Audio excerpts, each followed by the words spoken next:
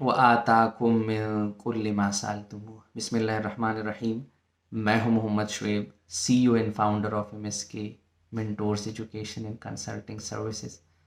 ये सफ़र मैंने 2020 में अकेले ही शुरू किया था और आज अल्हम्दुलिल्लाह सितंबर 2022 में 27 सेल्फ फंडेड स्टूडेंट्स और 23 स्टिपेंडियम हंगेरिकम स्कॉलरशिप की स्टूडेंट्स का वीज़ा लग चुका है। कुछ हंगरी आ चुके हैं और कुछ आ रहे हैं।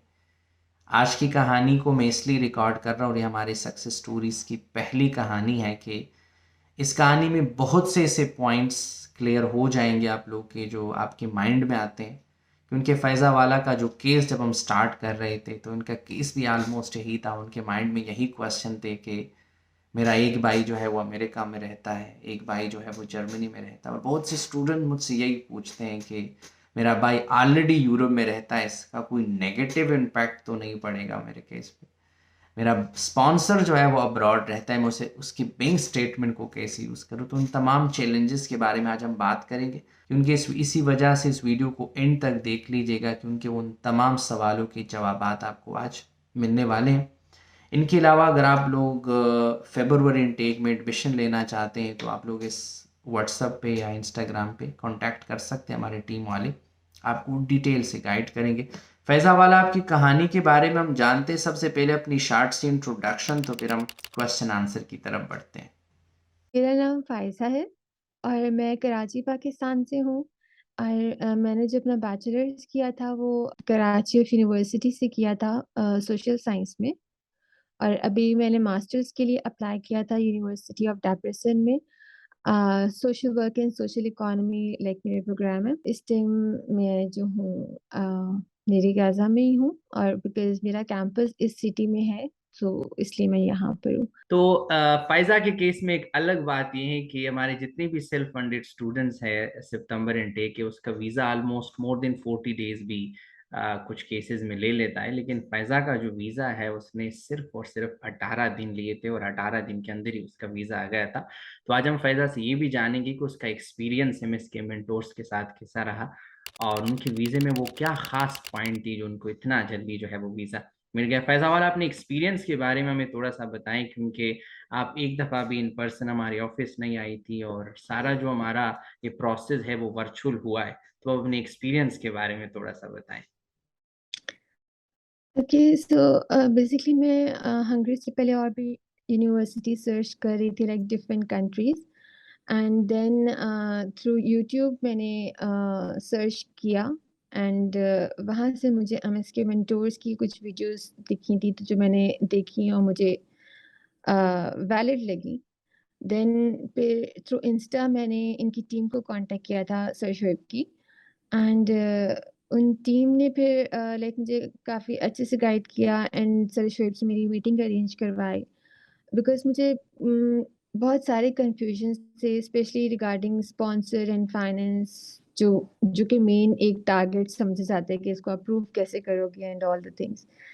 तो फिर सर शोएब ने मुझे बहुत अच्छे से गाइड किया, लाइक जितनी भी मेरी कन्फ्यूजन्स थी वो सब उन्होंने बहुत अच्छे से क्लियर की। क्योंकि मुझे एक टेंशन ये भी थी, क्योंकि अगर आपके सिबलिंग्स में से कोई ऑलरेडी यूरोप में हो, क्योंकि मैं भी यूरोप के लिए अप्लाई कर रही हूँ, तो वो एक क्लिक करता है कि भाई इसका तो ऑलरेडी है यहाँ पर ब्लड रिलेशन, तो ये भी वहीं पे रह जाएगी।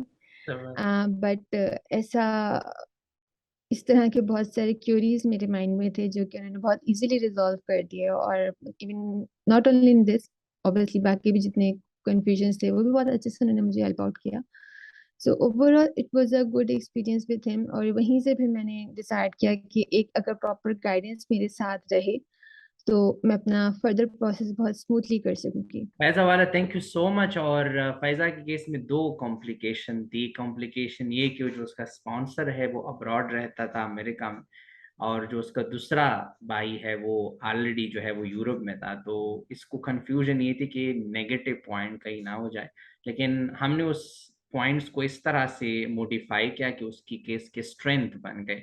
तो फैज़ाबाद उसके बारे में आप थोड़ा-सा बताएँ कि आपके जो केस में 2 कॉम्प्लिकेशन थी। एक आपका स्पॉन्सर जो है वो अब्रॉड रहता था, दूसरा भाई ऑलरेडी जो है वो जर्मनी में होता है। तो उसको हमने किस हम्म। तरह रिज़ॉल्व किया और उस एक्सपीरियंस उस कॉम्प्लिकेटेड जर्नी के बारे में थोड़ा-सा बताएँ? ओके, उनको रिज़ॉल्व ऐसे किया था कि जो मेन मेरे स्पॉन्सर थे, उनके हमने एफिडेविट्स बनाए थे। लाइक उनका हमने स्टैम्प साइन लिया था, और जो वहाँ के सॉलिसिटर्स होते हैं उन्होंने साइन किया था। एंड देन उनकी स्टेटमेंट्स वगैरह, उनका जो रेजिडेंट कार्ड है, लाइसेंस, लाइक जितने भी हम प्रूफ्स उनके फाइनेंशियली हम कलेक्ट कर सकते थे, हमने किए थे। और वो सब हमारे अटेस्टेड थे, obviously according to their country. तो वो फिर हम लोगों को उसमें बहुत सपोर्ट मिला था। और अम, जहाँ बात रह गई मेरी दूसरे सिबलिंग की, जो कि ऑलरेडी यूरोप में है, तो उसका इतना इशू क्रिएट हुआ ही नहीं था, because I don't know, but वो उन्होंने कुछ भी इसमें इशू क्रिएट किया, क्योंकि हमने ऑलरेडी अपना जो स्पॉन्सर्स थे और जो हमारा फाइनेंस बेस था, वो हमने बहुत स्ट्रॉन्ग शो किया हुआ था कि that wasn't an issue for me. In fact, not even in interview also. They didn't ask me a single thing about that. So it was quite easy with him to solve that issue. Otherwise, I was so nervous because of this. That might be my negative point. But yeah, true, that was my strength. पैदा वाला मेरा next question ये है और almost जितने भी देखने वाले हैं उनके माइंड में भी यही क्वेश्चन होगा कि फैज़ा ने इस सिचुएशन को कैसे हैंडल किया था कि ये लोग तो पेशावर से हैं, सर खुद जो है वो हंगरी में बैठा हुआ है। तो आपने ट्रस्ट कैसे किया एमएसके मेंटोर्स प्लेटफॉर्म पे और आप अपने प्रोसेस में इस हेक्टिक पॉइंट को किस तरह आपने कवर किया? मैंने जब अब्रॉड स्टडी के लिए प्लान किया, तो ऑब्वियसली मैंने डिफरेंट कंट्रीज को भी सर्च आउट किया था। और फिर जब मैंने हंगरी सर्च किया, तो ऑब्वियसली बहुत सारी वीडियोस सर्च हुई, तो मुझे वहाँ पे सर शोएब की वीडियोस भी दिखी थी। एंड तो मैंने फिर उसको फॉलो करना स्टार्ट किया, क्योंकि उनकी इंफॉर्मेशन मुझे काफ़ी ऑथेंटिक शो कर रही थी। एंड देन मैंने डिफरेंट यूनिवर्सिटीज़ के स्ट्रक्चर्स वगैरह और अपने प्रोग्राम के अकॉर्डिंग भी सर्च आउट किया। एंड देन फिर मैंने एमएसके मेंटोर्स को ऑब्वियसली यूट्यूब के थ्रू इंस्टा पे कांटेक्ट किया। वहाँ से मुझे इनकी टीम ने रिस्पॉन्ड किया, उन्होंने मुझे प्रॉपर गाइड किया, बिकॉज मेरे माइंड में बहुत सारे स्टिल कंफ्यूजन्स थी regarding fee structure and admission process and the course also. And then उनकी टीम ने मुझे लाइक सर शोएब से मेरी अपॉइंटमेंट मतलब टाइम बुक करके दिया मुझे। एंड देन सर शोएब से फिर मेरी बात हुई। एंड ऑलमोस्ट जितनी क्वेरीज मेरे पास तब थी, तो वो उन्होंने तभी मुझे रिजॉल्व कर दी थी। बट फिर यही होता है कि अगर आपको एक प्रॉपर मेंटोर मिल जाए जो आपको एक गाइड कर सके, रादर देन कि आप इधर उधर सर्च करो, आपको एक ही बंदे से अगर मिल जाए तो that's the good thing. Because अगर आप इधर उधर लाइक ग्रुप्स वगैरह में, सोशल मीडिया वगैरह पर भी सर्च करते हो, तो समटाइम्स आपको लाइक डबल नॉलेज मिल जाती है। डबल नॉलेज इन सेंस कि आप कंफ्यूज हो जाते हो, एक कुछ कह रहा होता है तो दूसरा कुछ कह रहा होता है। सो इट्स बेटर कि अगर आप किसी एक को फॉलो करो, तो that's the good option, at least for me. And फिर वहीं से हमने अपनी जर्नी को सर शोएब के साथ ही कंटिन्यू कर लिया। इन अपार्ट फ्रॉम दिस जो आपके फाइनेंशियल डॉक्यूमेंट्स थे उनके बारे में आप थोड़ा या सा बताएं कि फाइनेंशियल डॉक्यूमेंट्स में फाइल रेडी करने में आपका एक्सपीरियंस कैसे रहा, क्योंकि बहुत सारे डॉक्यूमेंट्स होते हैं उनको मैनेज करना होता है। या वाकई में जो आपने एम्बेसी के लिए फाइल प्रिपेयर करनी होती है, वो बहुत ज़्यादा डॉक्यूमेंट्स होते हैं। और बिकॉज दो स्पॉन्सर शो किए थे, like my father and my brother, तो मेरे तो फिर कुछ ज़्यादा ही डॉक्यूमेंट्स हो गए थे। लाइक आपके एजुकेशनल वो सारे भी अटेस्टेशंस होती हैं। फिर जो मेन डॉक्यूमेंट्स होते हैं वो आपके फाइनेंशियल के ही होते हैं, क्योंकि आपको उनको प्रूफ भी करना होता है कि ये सारी इनकम आई कहाँ से है। So like again sir Shoaib ने बहुत अच्छे से गाइड किया, तो मुझे इतना उसमें भी कोई हर्डल फील नहीं हुआ कि मुझे बहुत मुश्किल हो रहा है। तो that was a smooth thing also. Like सारे डॉक्यूमेंट्स बहुत अच्छे से हो गए थे, लाइक स्टेटमेंट्स, एफिडेविट्स,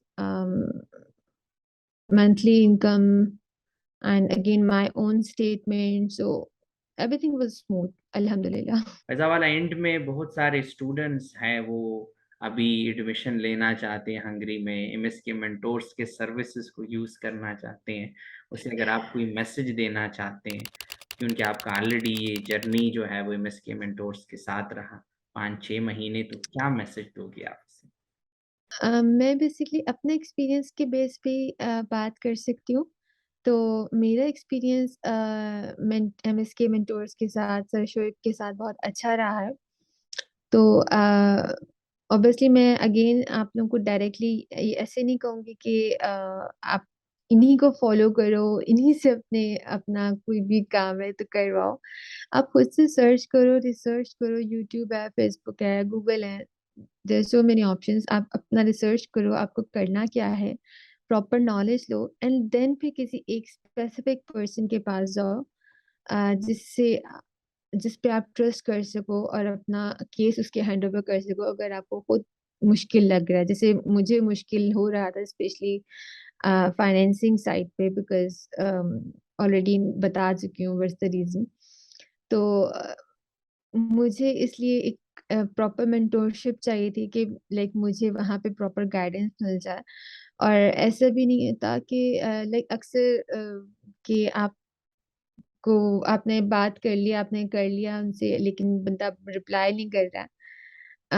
ऐसा कोई सीन नहीं था, लाइक मैं बेतुके टाइम पे भी मैसेज करूंगी तो उनका रिप्लाई आ जाएगा। तो और प्रॉपर गाइडेंस के साथ आता है और बहुत अच्छे से बात करना। आई थिंक अगर आपसे कोई अच्छे से भी बात करता है तो आपकी काफी टेंशन वहीं पे खत्म हो जाती है कि यार नहीं, सही है, हो जाएगा, रिलैक्स हो जाता है बंदा। सो अल्हम्दुलिल्लाह my experience was good with him. तो मैं अपने पर्सनल एक्सपीरियंस की बेस पे यही रिकमेंड कर सकती हूँ, क्योंकि मेरा और कोई एक्सपीरियंस रहा नहीं है कभी किसी के साथ। सो इट वाज गुड, अल्हम्दुलिल्लाह। Thank you so much Faiza वाला, और हमारी टीम वाले आपको मुबारकबाद देते हैं। अभी तो आप हंगरी भी पहुंच गई, आज आपको resident thank you so permit भी मच। मिल गया। इंशाल्लाह हमारी यही कोशिश होगी कि हम आपको फॉलो करते रहें और हम आपको मजीद गाइड कर सकें, और इंशाल्लाह जो नेक्स्ट आपकी सक्सेस स्टोरी है वो आपकी जॉब या किसी भी मल्टी नेशनल कंपनी में एक अच्छी पोजीशन पे जब आपका प्लेसमेंट हो इंशाल्लाह। जाए तब हम लोग शेयर करेंगे। थैंक यू सो मच इति फैजा वाला की कहानी, हमारे साथ जुड़े रहिएगा, अभी तो 40 और सक्सेस स्टोरीज जो है वो आने वाली। तो thank you so much Faiza वाला, best of luck. Thank you. I thank you hope so you will much. Enjoy this journey, so thank you so much.